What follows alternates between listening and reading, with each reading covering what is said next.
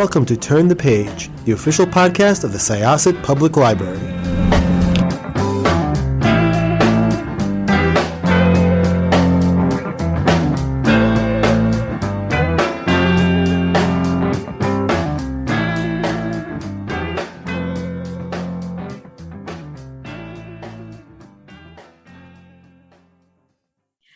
This is Jessica with Turn the Page podcast. My librarian co-host is Megan. And our guest today, your reputation precedes you, but can you please introduce yourself to our audience and tell us about yourself and about this book? Right. I am Brent Spiner. I'm sure you know me from having been in Introducing Dorothy Dandridge with Halle Berry, as well as Dude, Where's My Car? Best movie. Yeah. Dude, Where's My Car? Yeah. Exactly. I think Dude, Where's My Car is an underrated film. I think it is the quintessential 90s movie. But other people like other films from the 90s better. I don't understand it. But anyway, so yes, I'm Brent Spiner, and I wrote a book that is called Fanfiction. And I believe it comes out on October 12th now. Something like that. So we loved this book so much, and this was one of the books that when you get the circulations of what's coming out immediately, I saw a book by Brent Spiner, and it's called Fanfiction. And we're big geeks here at Syosset Library. We are huge geeks, and several of us read fan fiction. And several of us were like, did you see that Brent Spiner is writing a book called Fanfiction? So my first instinct was, I'm going to find out who's publishing it and try to get him to come on Turn the Page. So welcome. And here I am, happily here, and so excited that you read the book and enjoyed it. We have a few questions. Okay. Yes. My first question was. I can't answer that. I'm sorry. You didn't ask it yet. Go ahead. Why did you decide to write a memoir instead of a standard autobiography? Well, I'll tell you, it sort of speaks to who I am in a lot of ways. I'm much more interested in entertaining people than in, just spilling my guts about everything that ever happened in my life. But to be honest with you, as an avid biography reader and a memoir reader, and I've read dozens and dozens of them. I'll give you a plug right now. Have you read the Mark Harris's Mike Nichols book? It's fantastic. I mean, if you're interested in Mike Nichols, which I was, it's a great book. Anyway, I will put that on my TBR list. Yeah, it's just one of the best biographies ever. But anyway, I would say that, and this is purely me and has no reflection on anyone who's ever written a biography or a memoir. It's just my particular taste. I really don't care where someone's grandparents came from. And generally, I like to get somewhere around chapter 3 before I start actually enjoying the book. And so I wanted to avoid that sort of tedium of, just telling you all my roots and, all that stuff and jump right into it. And I had this idea for a long time to sort of write a fictional memoir, if you will, or memoir, if you will, and kind of tag team it with a thriller and a little bit of this and a little bit of that. But overall, I would say it's basically a black comedy. It was so funny. I was so surprised. Like, I just sped through reading the book, and I felt like if you were a Star Trek fan, it was something interesting, but you didn't need to be a Star Trek fan to enjoy the book. But Star Trek fans will definitely enjoy this so much. You nailed the noir voice. Oh, thank you. Well, I had a lot of fun writing it, and I'll tell you what. To be honest, it wasn't my idea necessarily to write a book. I mean, I wasn't chomping at the bit because I do this other job where I'm an actor, and an agent, a literary agent, came to me and asked me to write a book, and in particular to write a memoir, and and I told them I really didn't want to do that, and they kept pressing. And I said, well, finally, I do have a story I'd like to tell, and they weren't thrilled about that idea, but they said, let's see if we can pitch it. Write us a proposal, and we'll see if we can pitch it. And they did. And fortunately for me, St. Martin's Press at Macmillan was happy to have me write it. And to be honest, completely honest, that's at the point that when they accepted the book, that's the point at which I thought, oh my God, now I have to write a book.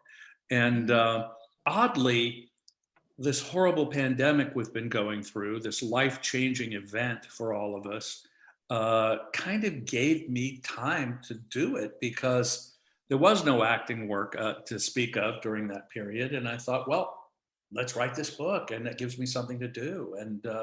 And I really enjoyed doing it. So before we go any further, just really quickly to sum up the book. So it is it's like a hybrid memoir, but it's also written in, as I mentioned, noir style, and it takes place in the 90s on the set of Star Trek: The Next Generation, and you are the main character. Right. And you are getting threatening mail, and you kind of have to figure out why that's happening, who's doing it, and you have these fun little cameos with your co-stars and other people. So what I want to know is, who was the most fun character to write, fictional or non-fictional? The most fun character to write. Well, they were all sort of fun. I mean, they were all fun to write. I had particular fun in writing one of the twins. I had an FBI agent and a personal bodyguard who happened to be twins, and they were really fun to write. And the police detective who ran the security department, the obsessives department at the LAPD, was fun to write. And but they were all fun. My friends were all fun to write, because I had to be, well, for one thing, honestly trying to depict them in a comical way, and at the same time not offend them. And I'm happy to say I let all of them read the book before it was finalized, to make sure there was nothing in it that they were unhappy with. And to my extreme pleasure, none of them were. As a matter of fact, and I think this has already been revealed, so I think I'm free to tell you that the audiobook, they all do their own voices in it as well. That's amazing. That's absolutely amazing. I have to say, I love LeVar Burton. Seems like such a good sport. I recently came upon a web series that you had done a few years back called Fresh Hell. Yes. And I mean, one question I have is, what did you do to make yourself such a despicable person in that series? But we don't have to answer that, because we're talking about your book. But LeVar Burton, that small role that he had in it was just very, very funny. And he seems like he's always such a good sport. Well, he is, particularly when, he's always my nemesis in everything I do. Well, he's not my nemesis in fan fiction. He's actually helps me. But there's another piece we did. I did a short. I love doing Fresh Hell, and I wish I was still doing it, actually. It was hilarious. Well, thank you. I thought it was really pretty good. And we just couldn't get advertising to pay for it. And I couldn't keep paying for it. So we had to stop. I'd love to do it as a real series, a TV series. But I did a short called Brentwood that came out last year. It's kind of a musical short. And LeVar appeared again as himself in that, as sort of my nemesis. So yeah, he's fun. He's fun, and he's got a good sense of humor about himself too. Yeah, it was just super fun to watch, and I liked reading. I mean, there was like a real tenderness to your relationship in fan fiction. Absolutely, as there is in life. I was wondering if you've actually read any Star Trek fan fiction, and if that was one of the inspirational points to like including them as part of like a fandom culture, like inside your book. Your experience with that? No, I have never read fan fiction at all. I know what it is, clearly, and I'm not sure my book is exactly fan fiction, but I thought it was it was about fans and it's fiction.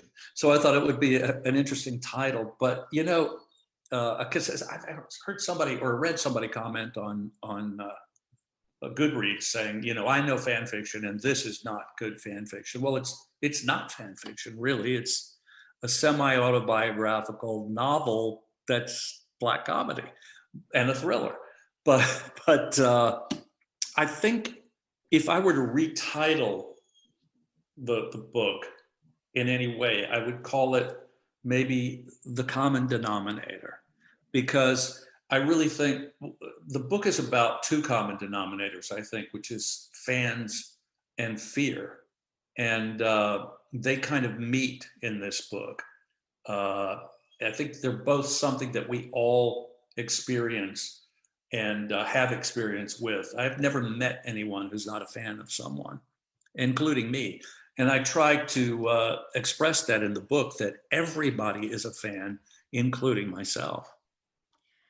I think that one of the things Megan and I were talking about, and one of the things that I was curious about was, so the perpetrator in the book is posing as Lal, who was a character in a Star Trek episode called Offspring, where Data creates a daughter for himself. And Megan and I were just chatting before this interview how in fan fiction, a lot of times, like offspring of popular characters is a popular fan fiction trope. So in a way, whether you intended it or not, that fit very, very well. Right, I understand. Well, I thought, using Lal too was I was trying to tie my own personal fear to this new fear that has obsessed me in the book.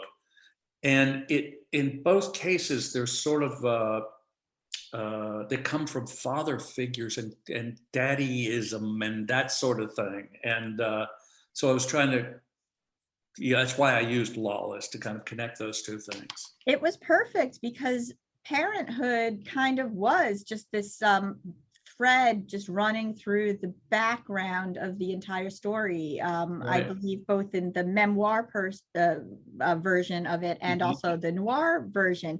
And that episode was just very tender because, I think it deals a lot with fear and fear of humanity and fear of feeling. And there was a lot of that in this book too, which is why it's sort of difficult for me to describe when I'm telling people you need to read this book, because it is very funny, and you do drag James Woods quite a few times, which was great. Very much noted on that case.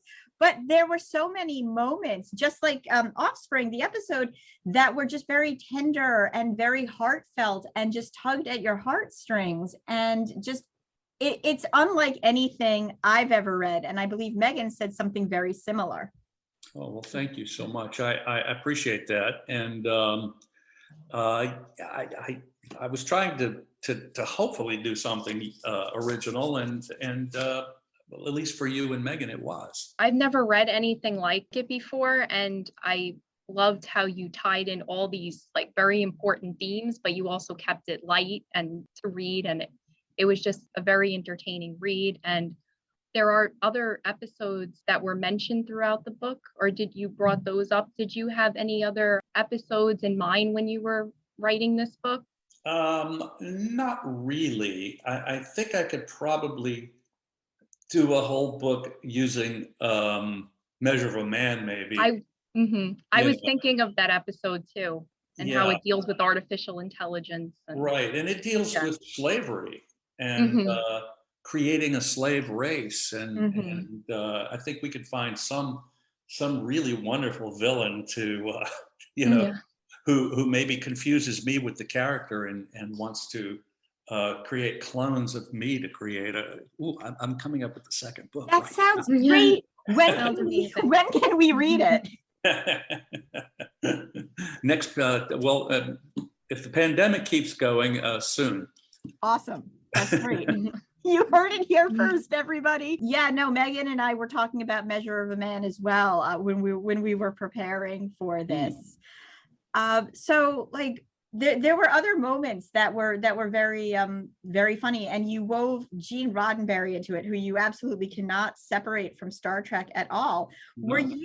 Were you a fan when you came into Star Trek itself? I know you've worked in so many other things, and Dude, Where's My Car? I mean, you peaked at that. So Yeah, no, yeah. absolutely. That was the high water mark for me. Uh, but was I a fan? To a degree, sure. I mean, I didn't see the show when it was first on the air, the original series. But when I was in college, I remember coming home from school, and a friend of mine and I would watch an episode every day when we came home. And so I've seen most of the original series. And yeah, I always enjoyed it. I enjoyed Star Trek most of all because it was so colorful. You know, the colors on Star Trek were so appealing on the original show. You didn't see a lot of magenta on other shows. And Yeah, they were very poppy. yeah, Yeah. it really, it looked like nothing else. Even at its most crude, because in those days they didn't have, they weren't that advanced technologically and like they've gotten to be, but it's still, the show looked so unique, and it was so utterly colorful and appealing. I think Star Trek will always be something that's universal and something that's always loved because it dealt with so many themes of artificial intelligence and where we're going in the future. Mhm. Ethical issue with that, even when it comes to dealing with those types of things. And Well, yeah. I mean, I think Star Trek is the great American epic, really. I mean, they just celebrated their 55th anniversary. So I think, a lot of people don't take Star Trek seriously, and that's fine, but you kind of have to pay attention to something that's been around for 55 years and shows no signs of flagging. I mean, there's new shows being created as we speak, new Star Trek shows, a new movie in production, going to be in production soon. And I think it's here forever. I think it's just this giant tapestry that reflects on our society and on ourselves in the most unique way from the perspective of the future. So, quick question. Are you a fan of thrillers and noir yourself? And do you have some favorite book recommendations for people who might want to know where to go? Well, all the good stuff is from the 40s, really 30s and 40s. I mean, I think I don't read that much noir stuff now. As I say, I don't read much fiction now. I'm really a nonfiction reader, but certainly Dashiell Hammett and Raymond Chandler and James Cain wrote Postman Always Rings Twice, and those are the guys to read because they really knew how to write that stuff. how does your writing process work? Well, I had a collaborator on the book, a woman named Jeannie Darst, who was a novelist and also a television writer. We had both worked on a television series called Blunt Talk that Patrick Stewart was the star of. And she was a writer on the show. And when I first got the idea to write this book, I thought, I don't know, I better run this story by somebody first to see if it's worth writing. And I met with Jonathan Ames. He's somebody you could read currently who writes noir and all sorts of styles, but he's a brilliant writer, Jonathan Ames. And he wrote the series Blunt Talk, and he also wrote a series called Bored to Death that was Ted Danson and Zach Galifianakis. And so I had a dinner with Jonathan and ran the story by him, and he said, you gotta write this story. So I said, okay. And he said, but you don't want to have to write it yourself, do you? And you're busy. And this is before the pandemic, right before. And I said, yeah, I really could use some guidance on this because I've never written a book and I'm busy doing acting stuff. And so the idea was, he recommended Jeannie. As it turns out, the literary agent recommended her as well. And his idea was that I would tell her the story that I had in mind and over a glass of wine, and then she'd write the book. and then I put my name on it.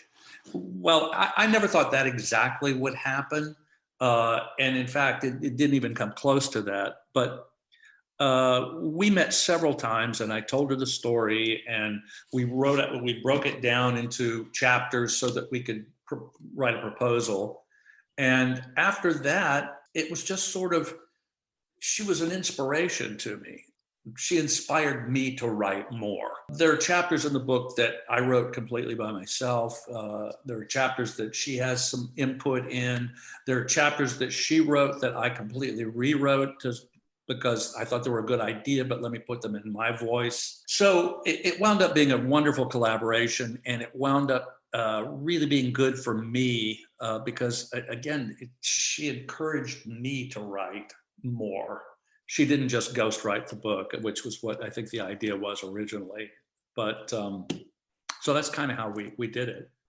One more point I want to make is, Megan and I are also big Twilight Zone fans. And that is, when we were talking about Star Trek being something that is always going, I mean, I know Twilight Zone kind of stops and starts, but people always circle back to it. Yeah. You were in an episode of one of the not most recent, but more recent Twilight Zones. Right. I did an episode of Twilight Zone. I also did an Outer Limits episode. Ooh, I love the Outer Limits. I have to find that. I mean, the second Outer Limits. But that's another one of those titles that they keep reviving because they're just, people love it. And I don't know how Twilight Zone ever fails because it's so good.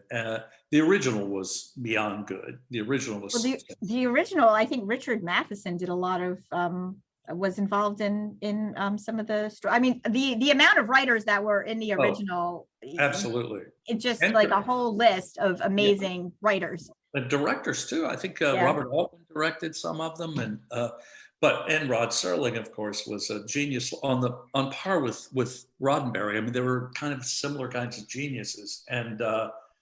I did an episode of, I think, the first revival of Twilight Zone. And it turns out that John Delancey was in that episode with me. And we didn't know each other. And I didn't have much of a part in it. I think he may have had a better part. I've never seen it, but I think he may have had a better part than I had. I didn't meet him while we were doing it. But we discovered years later that we'd both been in the same episode. But I love Twilight Zone, and certainly the Shatner Twilight Zone could very well be the best episode ever of Twilight Zone. But which one are you talking about? The one with the plane, or the one with the fortune teller? Yeah, no, the one with the plane, I think, is like classic Twilight Zone. So this has been awesome. Do you plan on writing any other books after this in the future? Well, it wasn't until today that I actually thought, there may be another story in Measure of a Man, and taking off from that. But I have a couple of other ideas about things I'd like to write. Completely different style and completely different kind of piece. But if I find myself with a lot of time, I can imagine doing that. Well, we would love to have you back well, you know what? We'd love to have you back no matter what you write. You're fun to talk to. Thank you. Well, I'd love to be here with you again. You're both delightful, and thank you so much for reading the book and particularly for enjoying it, and great to be with you. All right. We are going to close this chapter. It's time to close this chapter of Turn the Page. Join us for the next episode.